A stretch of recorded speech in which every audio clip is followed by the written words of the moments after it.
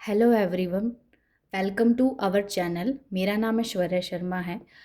आज हम सीक्वेंस का चौथा पार्ट कर रहे हैं। इस पार्ट में हम जो भी थ्योरम्स करेंगे उनसे रिलेटेड जो भी क्वेश्चन हमारे DSSB TGT के एग्ज़ाम में आ सकते हैं, हम वो प्रैक्टिस करेंगे।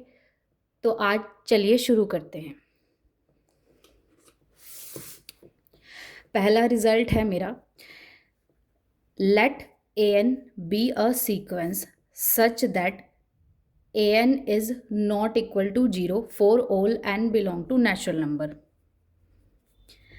and limit n approaches to infinity an plus 1 by an is equal to l है। हमारे पास कोई सीक्वेंस होगी नॉन ज़ीरो नंबर्स की, ठीक है। उसके बाद हमने लिमिट निकाली n approaches to infinity an plus 1 divide by an is equal to l आ गया, ठीक है। अगर ये जो लिमिट है इसका अगर हम मोड निकालेंगे, वो अगर लेस देन 1 आ गया, तब तो ये सीक्वेंस हमारी किसे अप्रोच कर जाएगी, ज़ीरो को। बट अगर लिमिट की वैल्यू, ये जो हमारा l आया है, ग्रेटर देन 1 आ गया, तो ये सीक्वेंस क्या करती है, हमारी डाइवर्ज कर जाएगी। तो इस सीक्वेंस का हम यूज़ कहाँ कर सकते हैं, तो इसकी प्रैक्टिकल एप्लीकेशन समझेंगे। हम डायरेक्ट देखेंगे कि कहाँ हम इसको यूज़ कर सकते हैं। अगर मुझे सीक्वेंस दिखानी है कि वो ज़ीरो को कन्वर्ज करती हो, तब मैं सीक्वेंस रिजल्ट यूज़ कर सकती हूँ। अगर कोई सीक्वेंस दिखानी है वो डाइवर्जेंट है, तब मैं ये सीक्वेंस यूज़ कर सकती हूँ। तो ये रिज़ल्ट मेरा काफ़ी यूज़फुल है, बहुत सारी क्वेश्चंस में यूज़ हो सकता है और ये इजी वन है, ठीक है। नेक्स्ट है मेरे पास, नेक्स्ट रिजल्ट है मेरा डोमिनेट बिहेवियर। इसमें हमें सिर्फ ये इनइक्वालिटी है जो हमें याद करनी है, इसके बेस पे मैं क्वेश्चन हम प्रैक्टिस करेंगे। सबसे पहले है n raise to power n बड़ा है, काफ़ी बड़ा है n फैक्टोरियल से। n फैक्टोरियल बड़ा है k की पावर n से, k की पावर n बड़ा है p की पावर n से, और p की पावर n बड़ा है log ऑफ n से। तो इन सब में, और जहाँ k की वैल्यू ग्रेटर देन 1 है, n की पावर n से छोटा n फैक्टोरियल, n फैक्टोरियल से छोटा k की पावर n, k की पावर n से छोटा pn, pn से छोटा log n, और जहाँ पे k मेरे पास क्या होगा, ग्रेटर देन 1 रियल नंबर आएगा। और जो यहाँ पे क्या है, n है, pn है हमारा, वो नॉन कांस्टेंट पॉलिनोमियल हो गया। इस इक्वेशन की प्रैक्टिकल एप्लीकेशन है जिसके बारे में हम डिस्कस करेंगे। इसकी प्रैक्टिकल एप्लीकेशन रिलेट होती है इस रिजल्ट से। Limit n approaches to infinity, इस रिजल्ट को बोलते हैं हम डोमिनेट बिहेवियर। अगर ऊपर हमारा वीक है, नीचे स्ट्रॉन्ग है, यानी हमारे पास इन दोनों में से, सपोज k की पावर n ले ली और n फैक्टोरियल आ गई, ऊपर हमारा k की पावर n है, नीचे हमारा n फैक्टोरियल आ गया, यानी हमारा जो ऊपर वैल्यू होगी वो वीक होगी, नीचे वाली क्या होगी, बड़ी है, तो यानी वो स्ट्रॉन्ग होगी। ऊपर वाली छोटी है, नीचे वाली स्ट्रॉन्ग है। तो इनको अगर वैल्यूएट करेंगे, लॉपिटल रूल करें, कहीं भी हम कुछ भी करेंगे, ऊपर वाली टर्म वीक होगी, नीचे वाली टर्म स्ट्रॉन्ग होगी, तो वो किसको कन्वर्ज कर जाएगी, जीरो को, ठीक है हमारे पास। उसके बाद है, अगर मैं लिमिट अप्रोच कर दूं, स्ट्रॉन्ग डिवाइड बाय वीक है, for example n raise to power n है, उसको डिवाइड कर दूं मैं pn से, और limit n approaches to infinite लूँ, तो ये तो स्ट्रॉन्ग हो गई, डिवाइड में मेरी वीक हो गई, तो ये किसको कन्वर्ज कर जाएगी, इन्फिनिटी को। इससे रिलेटेड हम क्वेश्चन भी करेंगे। तो हम इस डोमिनेट बिहेवियर वाली थ्योरम्स के क्वेश्चन देखते हैं, कैसे प्रैक्टिस करेंगे। लिमिट है n अप्रोचेस टू इन्फिनिटी है, log n divide by n की पावर n है, ये ज़ीरो को कन्वर्ज करता है, कैसे, ठीक है। हमने अगर इस रिजल्ट से देखे, n raise to power n बड़ा है और डिवाइड बाय है हमारे पास किसके, log n के। log n सबसे छोटा है, n रेज टू पावर हमारा n क्या है, सबसे बड़ा है। तो ये वीक हमारे पास देखो, ये हमारा वीक का डिवाइड बाय स्ट्रॉन्ग आ गया, वीक डिवाइड बाय स्ट्रॉन्ग है, तो ये किसको अप्रोच कर जाएगा, जीरो को। इससे हम बहुत सारे फंक्शंस की या फिर डिवीजन ऑफ फंक्शंस की हम लिमिट निकाल सकते हैं। नेक्स्ट क्वेश्चन करें, अगर लिमिट है हमारे पास k approaches to n divide by n raise to power 0। अगर हम इस इनइक्वालिटी में देखते हैं, k raise to power n weak होता है हमारे पास, और n raise to power n क्या होता है, स्ट्रॉन्ग होता है, तो इसकी वैल्यू कितनी आएगी, 0 आएगी इस रिजल्ट से। उसके बाद है limit n approaches to infinity है, एन फैक्टोरियल है, divide by log of n आ गया हमारा। ठीक है, अब log n हमें पता है इस सीरीज में इनइक्वालिटी में सबसे छोटा है, इससे ऊपर जो भी होगा वो इससे बड़ा ही होगा। तो ये स्ट्रॉन्ग बाय वीक का केस है, यानी ये केस है। तो ये क्या कर जाएगी, इन्फिनिटी को मेरी क्या कर जाएगी, डाइवर्ज करेगी। उसके बाद देखो limit n approaches to infinity है, log n है, divide by n raise to n equal to 0। अब देखो ये log n तो सबसे छोटा हो गया यानी वीक हो गया, इससे बड़ा जो भी होगा वो क्या होगा, हमारा स्ट्रॉन्ग होगा। ठीक है, n रेज टू पावर 10 है, ये n raise to power n नहीं है, n रेज टू पावर 10 है, तो ये नॉन कांस्टेंट पॉलिनोमियल होगा, जिससे बड़ा है। तो ये भी मेरा किसको कन्वर्ज कर जाएगा, 0 को। नेक्स्ट है हमारा limit n approaches to infinity, 2 raise to power n है, ये रहा हमारा ये वाला है, 2 रेज टू पावर n है, डिवाइड बाय n फैक्टोरियल है। तो इसकी वैल्यू क्या आ रही है हमारे पास, 0 आ रही है। क्यों, देखो इसकी वैल्यू 0 क्यों आ रही है हमारे पास, ये k है, k ग्रेटर देन 1 था यहाँ पे, और k यहाँ पे क्या है, कांस्टेंट है। k raise to power n मान के चलेंगे, डिवाइड बाय n फैक्टोरियल है। तो हमारे पास ये क्या होता है, वीक केस है, डिवाइड बाय स्ट्रॉन्ग केस है, तो ये थ्योरम लग जाएगी हमारी। आगे है limit n approaches to infinity, 2 raise to power n है, divide by n raise to power 100 है। अगर मैं इसकी लिमिट निकालती हूँ, ये k raise to power n मानेंगे, और ये हमारे पास नॉन कांस्टेंट पॉलिनोमियल होगा। k raise to power n strong होता है, नॉन कांस्टेंट पॉलिनोमियल वीक होता है, तो इसकी वैल्यू क्या आ जाएगी मेरी, इन्फिनिटी। उसके बाद है जैसे limit n approaches to infinity, limit n approaches to infinity, n raise to power 10 plus 1 है, तो n factorial non constant polynomial से बड़ा है, तो ये मेरा स्ट्रॉन्ग बाय वीक का केस है, तो ये इसका आंसर इन्फिनिटी आएगा।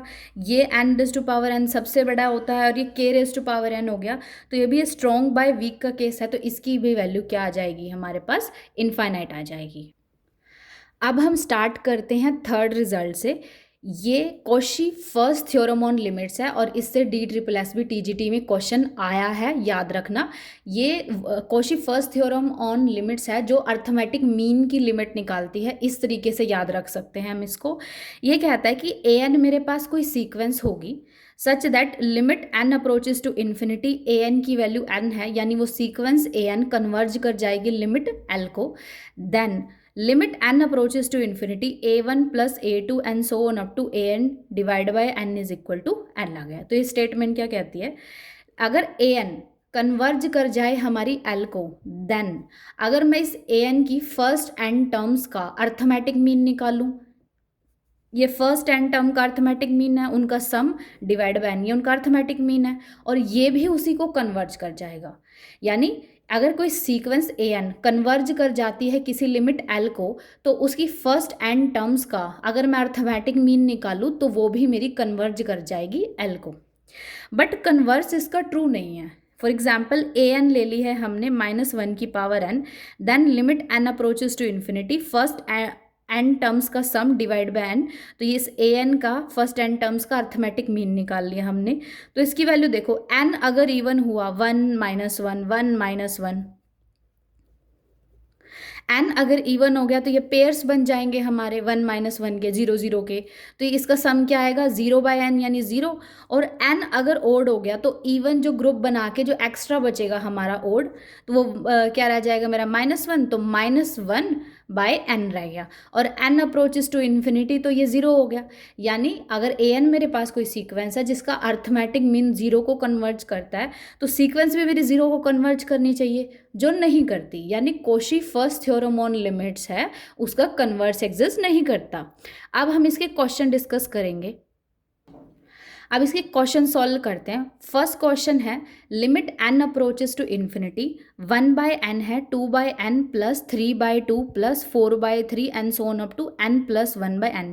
ये a1 है, ये a2 है, ये a3 है, so on up to an है, और डिवाइड में 1 बाय n, यानी इसके हमारे क्या हो गया, n आ गया। यानी हम यहाँ से क्या कर सकते हैं, हमें an पता चल गया, n प्लस 1 बाय n। ठीक है, अगर मैंने ये जिस पॉइंट को कन्वर्जेंट दिखा दिया, जिस लिमिट को ये कन्वर्ज करता है, तो हमारा इसका आंसर भी आ जाएगा। तो अगर मैं limit n approaches to infinity a n पे लगा दूँ, ये आएगा limit n approaches to infinity 1 + 1/n, तो ये आएगा 1 + 0। हमारे पास इसकी वैल्यू क्या आ गई, 1 आ गई। अगर इसकी ए एन कन्वर्ज करती है 1 को, तो इसका जो अर्थमेटिक मीन होगा फर्स्ट एन टर्म्स का, वो भी मेरा किसको कन्वर्ज करेगा, 1 को। तो ये क्वेश्चन था हमारा Cauchy first theorem on limits के बारे में। सेकंड क्वेश्चन है हमारा limit n approaches to infinity 1/n into 1 + 1/3 + 1/5 and so on up to plus 1/2n - 1 आ गया। ठीक है, ये देखो a1 a2 a3 and so on up to an divide by n है, तो ये अर्थमेटिक मीन है किस सीक्वेंस का, यहाँ से मैं an पता कर सकती हूँ, इस सीक्वेंस की पहली n टर्म का अर्थमेटिक मीन है। तो ये किसको कन्वर्ज करेगा, जिसको an कन्वर्ज करेगी, तो इसका आंसर निकालेंगे। तो an किसे कन्वर्ज करती है, limit n approaches to infinity 1/2n - 1, इसकी अगर n इन्फिनिटी को अप्रोच कर गया, नीचे वाला इन्फिनिटी 1/∞ कितना, 0। तो यानी अर्थमेटिक मीन भी किसको कन्वर्ज कर जाएगा, हमारा 0 को। Cauchy first theorem on limit को हमेशा याद रखना, अगर ऐसा कोई क्वेश्चन आ जाता है एन टर्म का सम डिवाइड बाय एन है और हमें कहा गया है किसको कन्वर्ज करेंगे, तो लास्ट टर्म से हमें वो सीक्वेंस पता लग जाएगी, फिर हमें चेक करना वो कन्वर्ज किसे करेगी, जिसको कन्वर्ज करेगी तो ऐसे क्वेश्चन का आंसर भी वही आएगा।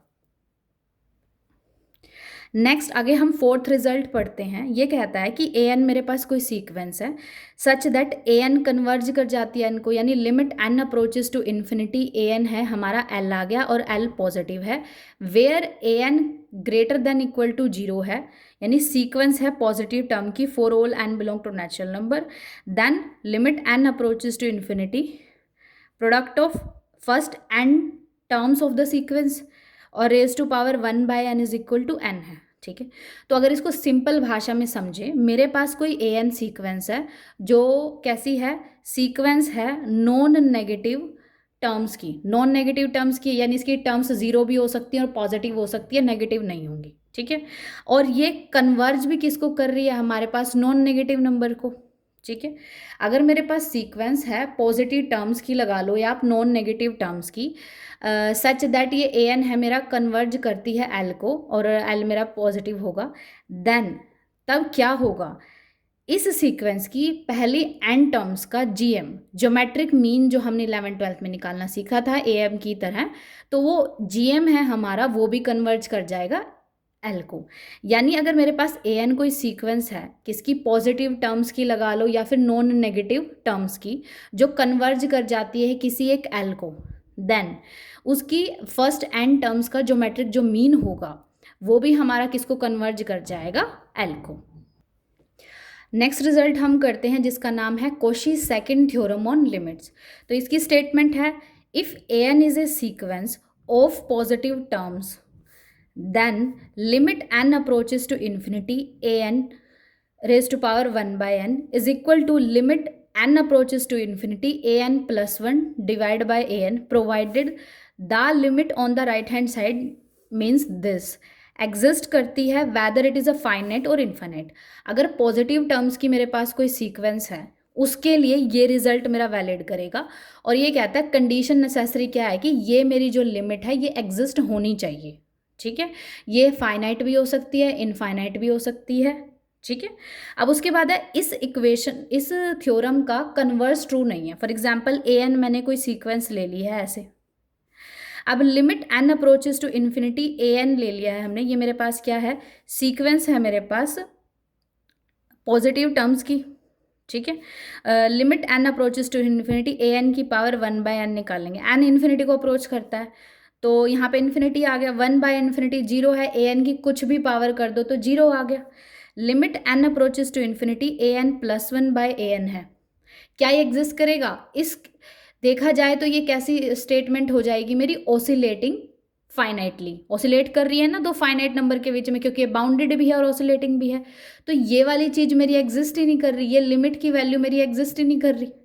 ठीक है, तो एक Cauchy second theorem on limit है, अगर मेरे पास कोई सीक्वेंस है पॉजिटिव टर्म्स की, ठीक है, उसके लिए ये रिजल्ट ट्रू होता है प्रोवाइडेड कि ये लिमिट मेरी एग्जिस्ट करती है, चाहे फाइनाइटली एग्जिस्ट करे, इनफाइनाइटली एग्जिस्ट करे, और इसका कन्वर्स ट्रू हमारा क्या है, नहीं है। अब इससे रिलेटेड हम क्वेश्चन करेंगे, इससे रिलेटेड क्वेश्चन करते हैं हम Cauchy second theorem on limit. Limit n approaches to infinity n raise to power n 1/n की वैल्यू 1 आती है, कैसे आती है? ओ सॉरी 1 नहीं है, इसका सॉल्व करना है हमें, ठीक है। कैसे सॉल्व करते हैं, पहले हमें क्या निकालना है, देखो ये हमारे पास किस तरह का स्ट्रक्चर आ रहा है, limit n approaches to infinity an रिपोज बाय n, ठीक है। यानी मेरी जो ओरिजिनल सीक्वेंस होगी वो मेरे ये वाली होगी, ओरिजिनल सीक्वेंस होगी मेरी n raise to power n आ गई। क्या ये सीक्वेंस पॉजिटिव टर्म्स की नहीं है? इसकी अगर मैं वैल्यू निकालूँ 1 की पावर 1, 2 की पावर 2, 3 की power 3 and so on up to, ये सीक्वेंस मेरी पॉजिटिव टर्म्स की है, तो उस केस में limit n approaches to infinity an raise to power 1/n किसके इक्वल होगा? Limit n approaches to infinity an plus 1, n plus 1 की power n plus 1 divide by n की पावर n आ गया, an प्लस 1 an निकाल दिया।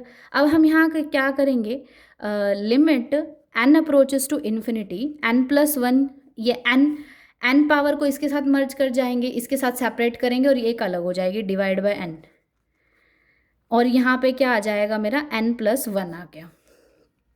Limit है n approaches to infinity 1 plus 1/n की पावर n है और n प्लस 1 आ गया हमारा, ठीक है। अब यहाँ पे देखो, अगर हमने प्रीवियस एक रिजल्ट किया हो 1 प्लस 1/n है रेज टू पावर n है, तो इसकी वैल्यू e होती है, ठीक है। और इस पे लिमिट लगाए और इस पे अगर लिमिट लग गई तो मेरी इन्फिनिटी, तो इसकी वैल्यू क्या आएगी हमारी? इन्फिनिटी, यानी इस लिमिट का आंसर आता है हमारा, क्या आएगा? इन्फिनिटी आ गया हमारे पास। उसके बाद है लिमिट है n approaches to infinity. Second question देखो हमारे पास n फैक्टोरियल की पावर 1/n है, डिवाइड बाय n है। इसको कैसे सॉल्व करेंगे? इसको मैं n factorial n raise to power n divide by हम 1 की पावर n कर सकती हूँ, क्योंकि ये इस पे सेपरेट हो जाएगा और ये हमारा कट डाउन हो जाएगा।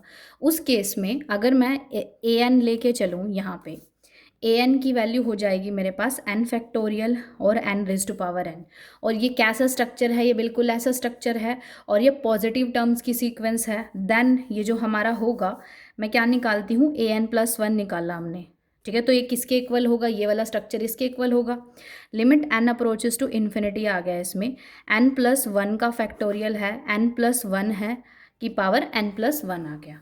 उसके बाद है हम अगर लिमिट निकालते हैं n approaches to infinity, an plus by an आ गया, that is equal to limit n approaches to infinity n plus 1 का फैक्टोरियल, n प्लस 1 n है इंटू n प्लस 1 आ गया, उल्टा करेंगे n raise to power n है divide by n का फैक्टोरियल आ गया। अब हम क्या करते हैं, अगर हम इसे देखें, इसको मल्टीप्लाई करके n फैक्टोरियल कर सकते हैं, इससे मेरा ये कट हो गया, इन दोनों को मैं असेंबल कर सकती, इससे मेरा ये कट हो गया और इन दोनों को मैं असेंबल कर दूँ, n raise to power n है, n प्लस 1 है, इसकी पावर क्या होगी? n आ गई, ऊपर n raise to power n है, n मैं इसमें से कॉमन ले आऊँगी, अगर हमारे पास n मैं अगर कॉमन ले आती हूँ तो हमारे पास क्या होगा, n की पावर n बाहर आ गया, 1 प्लस 1 बाय की पावर n आ गई, इससे एक कट हो गया। अब इसकी वैल्यू हमें पता है कितनी होती है, e होती है, तो हमारा इसका रिजल्ट 1/e आया है। अब हम थर्ड क्वेश्चन करते हैं, limit n approaches to infinity a1 a2 a3 and so on up to, ये आ गया n की पावर n। तो इस केस में हम क्या मान के चलते हैं, ये पूरी की पूरी हम फर्स्ट an मान के चलते हैं, ठीक है। an है मेरे पास, इसकी पावर 1/n है और ये पॉजिटिव टर्म्स की सीक्वेंस है, तो किस टाइप का स्ट्रक्चर हो गया? ये इस टाइप का स्ट्रक्चर, तो एक किसके इक्वल होगा हमारा? इसके इक्वल।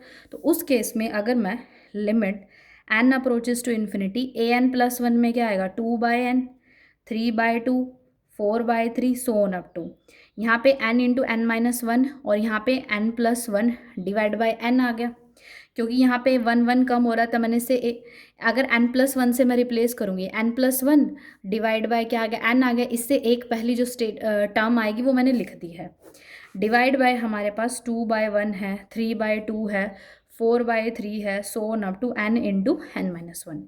इस स्टेटमेंट से ये कैंसिल हो गया, सिर्फ मेरा ये टर्म बचा है हमारा। तो limit n approaches to infinity है 1 प्लस 1/n है, तो इसकी कितनी वैल्यू आ गई? 1 आ गई हमारे पास, ठीक है। अब हम लास्ट क्वेश्चन करते हैं, limit n approaches to infinity n plus 1 n plus 2 and so on up to, ये हमारी इस टर्म की आ गई। तो ये पॉजिटिव टर्म्स की सीक्वेंस है, क्योंकि n मेरा नेचुरल नंबर है, ठीक है। A n raise to power 1/n किसके इक्वल होगी?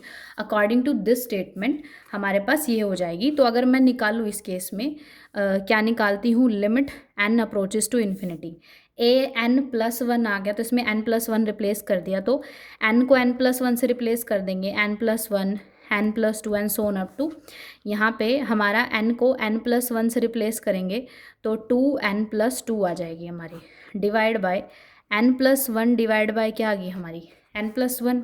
अगर मैं इसको डिवाइड कर देती हूँ n plus one, n plus two and so on up to n plus n divide by n raise to power n आ गया।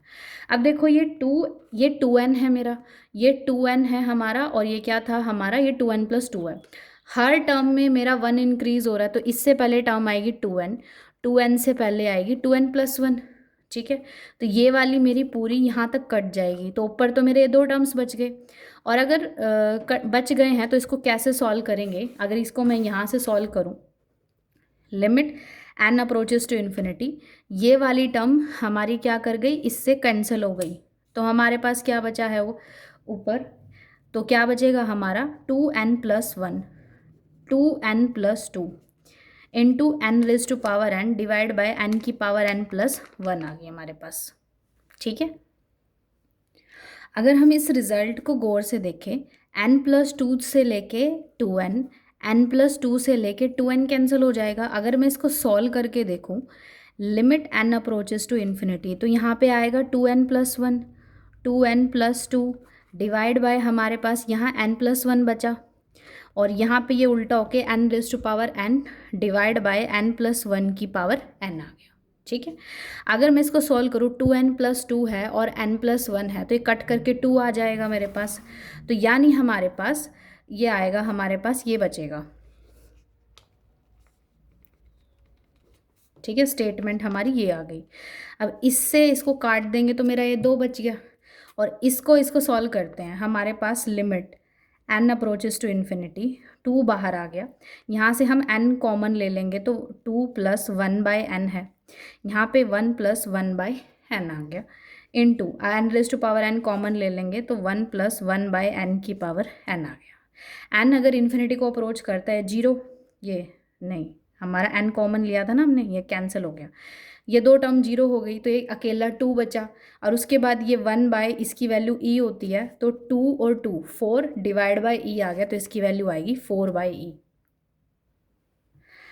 नेक्स्ट थ्योरम हम पढ़ेंगे किज़ेरो थ्योरम। किज़ेरो थ्योरम क्या कहती है कि मेरे पास an और bn दो सीक्वेंस है, an कन्वर्ज करती है a को, bn कन्वर्ज कर जाए b को, then limit n approaches to infinity a1 bn plus a2 bn minus one and so on up to an b1 divide by an, ये किसको कन्वर्ज कर जाएगी हमारे पास ab,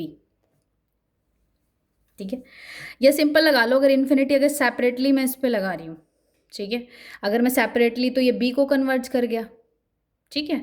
तो limit an approaches to a, bn approaches to b, तो ये statement आएगा, limit n tend to infinity a1 bn है plus a2 bn minus one है, so on up to an bn divide by n into a b है।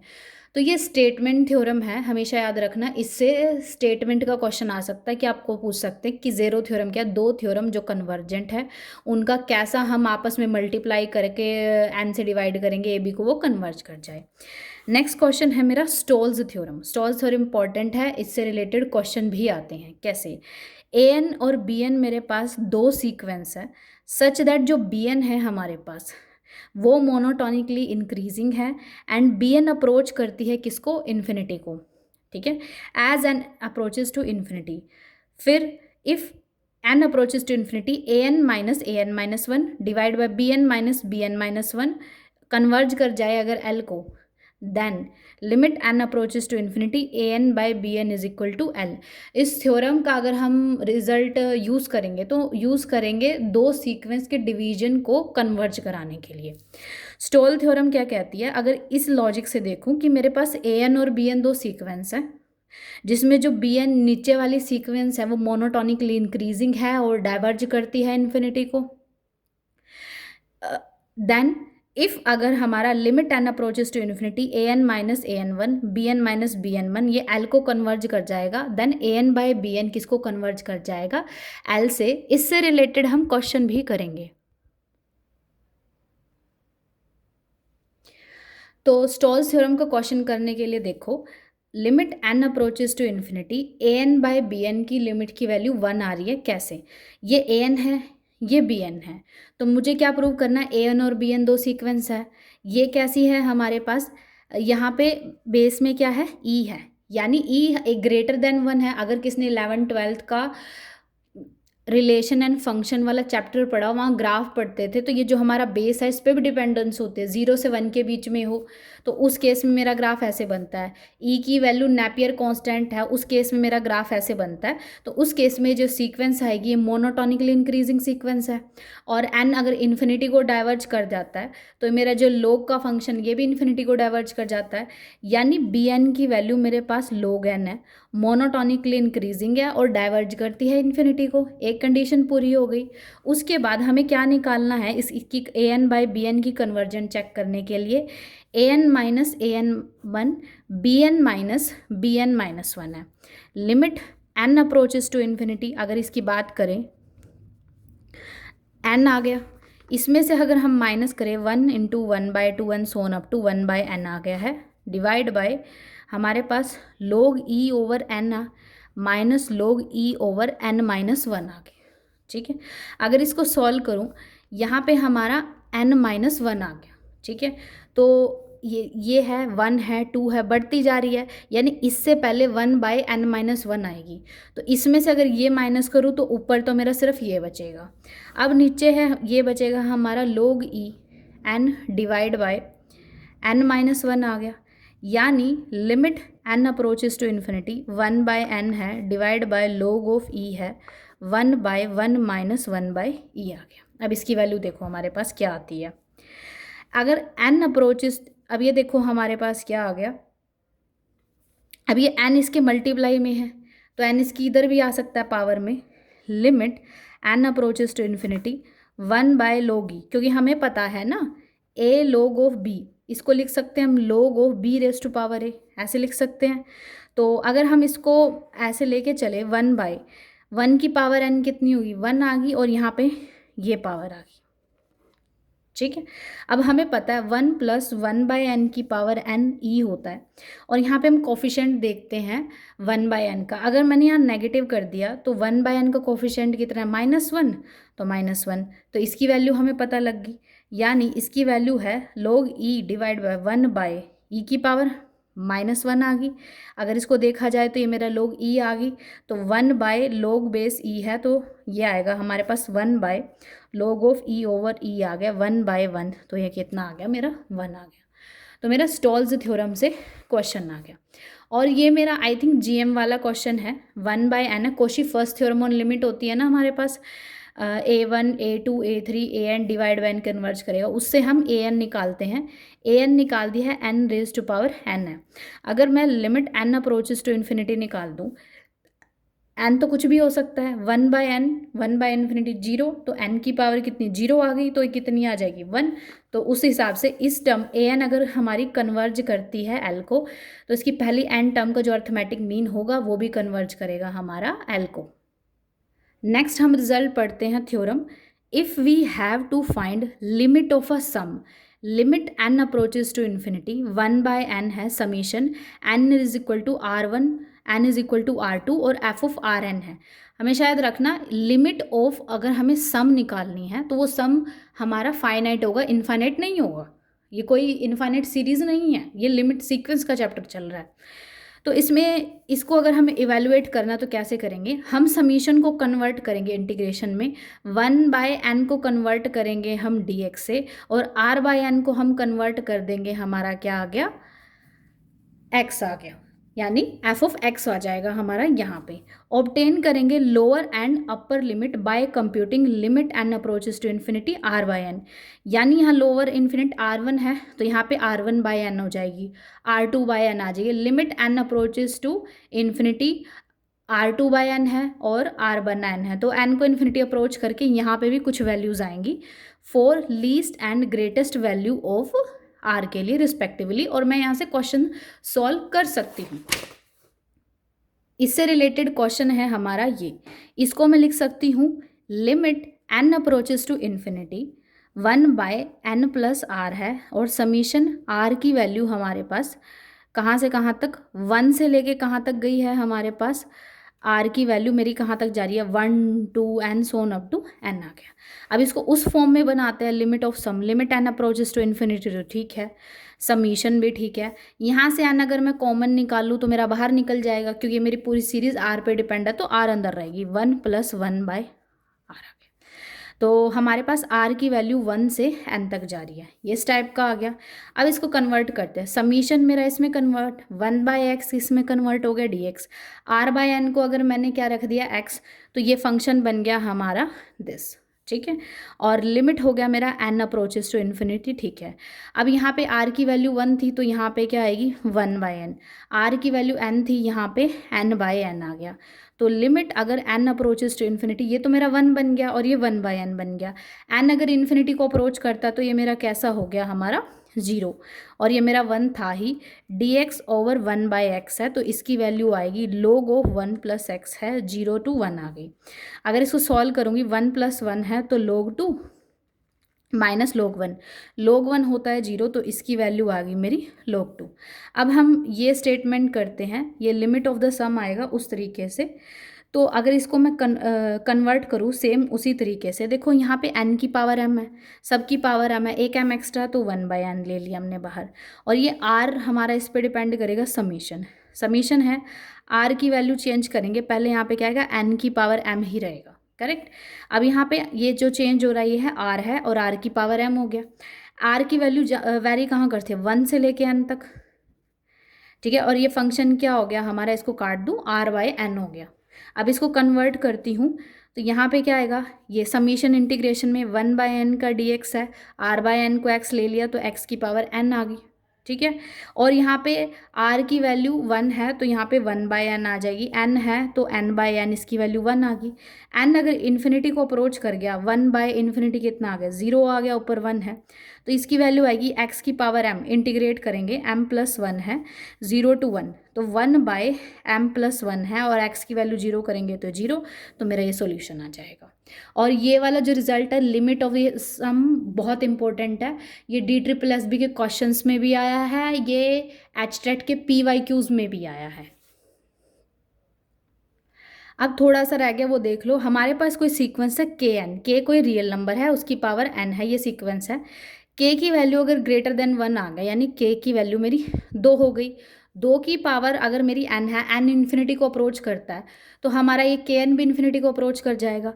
k की value 1 आ गई अगर हमारे पास, तो 1 की पावर n है, ठीक है, और 1 की पावर n, ये सीक्वेंस 1 1 1 1 आती है, तो ये किसको कन्वर्ज कर जाएगी, हमारी 1 को, और k की वैल्यू -1 से 1 के बीच में है हमारे पास, तो यानी k की वैल्यू क्या, -1/2 आ सकती है, 1/2 आ सकती है, 0 आ सकती है, तो कुछ भी वैल्यू लो, 1/n टाइप की आएगी, जो हमारी k की वैल्यू आएगी 1/n -1/n, और वो कन्वर्ज करते हैं हमारे 0 को। k की वैल्यू अगर -1 आ गई तो ये ऑसिलेट करती है फाइनाइटली, और k की वैल्यू अगर लेस देन -1 आ गई तो ये ऑसिलेट कर जाएगी हमारी इनफाइनाइटली।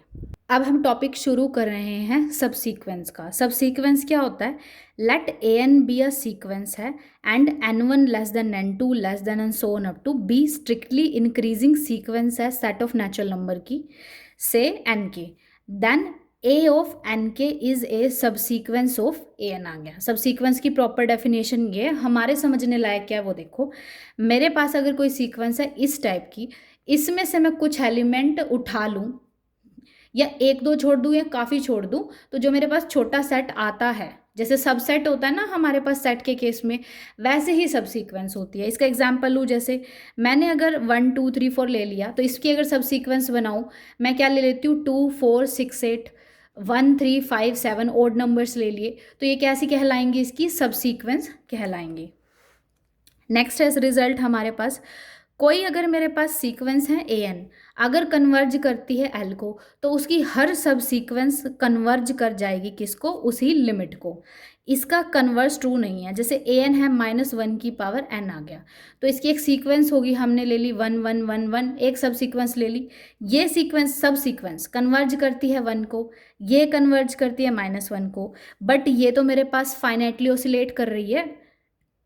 ठीक है, तो अगर मेरी कोई सब सीक्वेंस, अगर कोई सीक्वेंस कन्वर्ज करती है किसी रियल नंबर को तो हर सब सीक्वेंस कन्वर्ज करेगी रियल नंबर को।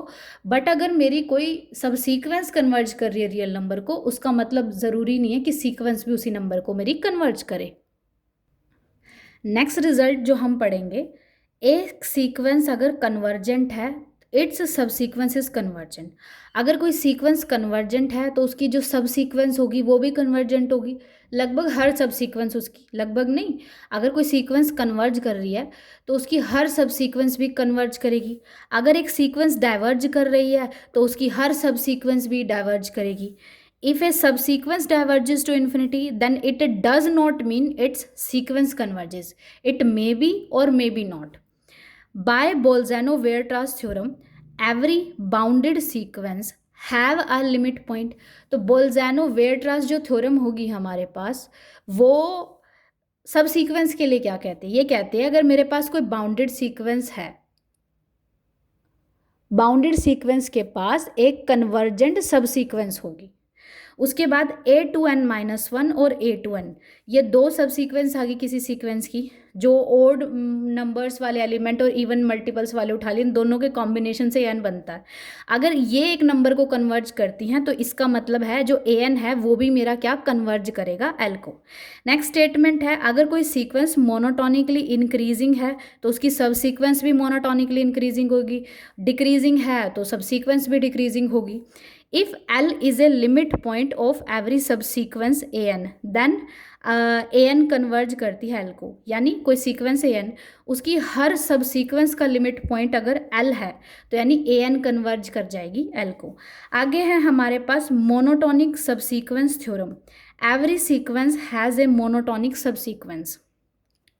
A real number L is a limit point of sequence an if there exist a subsequence of sequence जो कन्वर्ज करती है एल को। तो आज का टॉपिक थोड़ा इम्पोर्टेंट था क्योंकि न्यूमेरिकल सेक्शन से क्वेश्चन आते हैं। अगर आपको हमारा कंटेंट अच्छा लगा हो तो please like, share and subscribe.